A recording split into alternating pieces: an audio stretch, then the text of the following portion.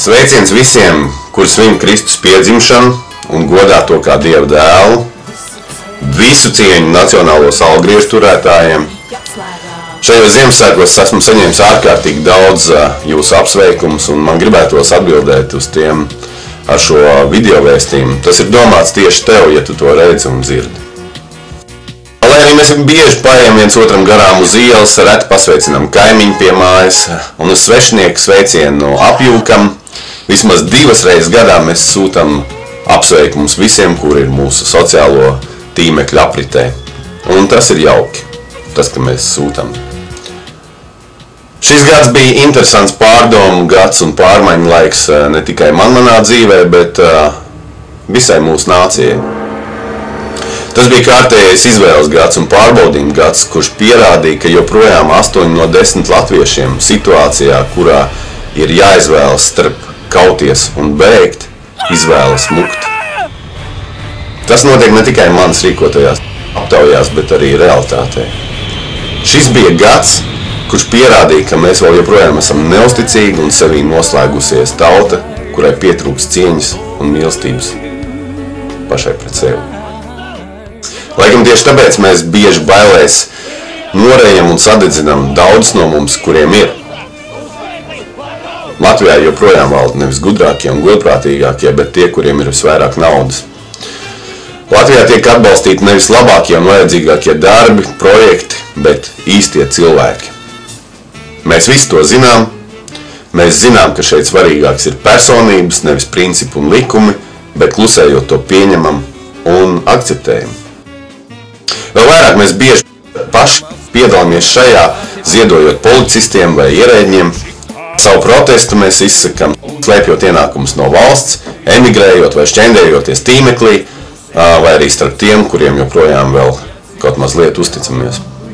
Savulaik esam sagrāvuši nolikuši uz ceļiem vienu no lielākajām pasaules impērijām, bet šodien mēs nespējam aizsargāt sevi no mūsu pašu blēžiem.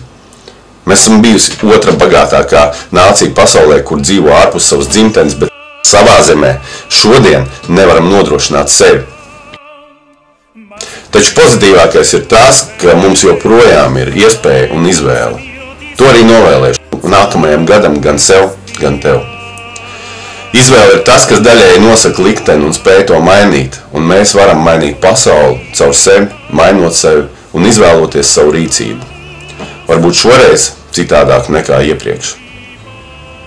Es novēlu un aicinu, lai mūsu tēvi audzina dēlus dzīvē starp vīriešiem un ar sievieti, bet mātes dzīvē starp sievietēm un ar sievieti.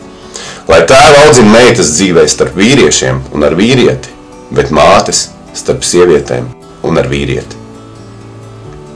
Lai izvēlēs starp sasveicināties vai nē, mēs izvēlētos sveicināties, kauties vai bēgt, mēs izvēlētos kauties, mīlēt vai nē, lai izvēlamies mīlēt, un ienīst vai nē, lai mēs izvēlamies ienīst. Sāksim ar cieņu pret sevi un mīlestību pret sevi. Tikai tad, kad cienīsim sevi, mūs cienīs citi, kad mīlēsim sevi, mūs mīlēs citi, un mēs spēsim cienīt un mīlēt citus.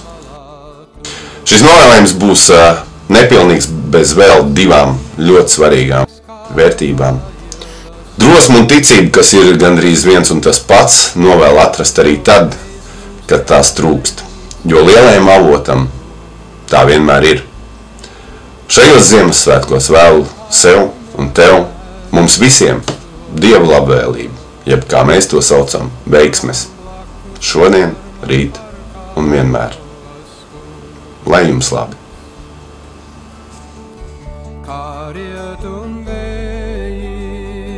Kas krastā pūš, aizkāpām aizķeries mums mūž, zem priežu sariem, kur virš iziet, vējš vienmēr veco šupuļdziesmu dzied.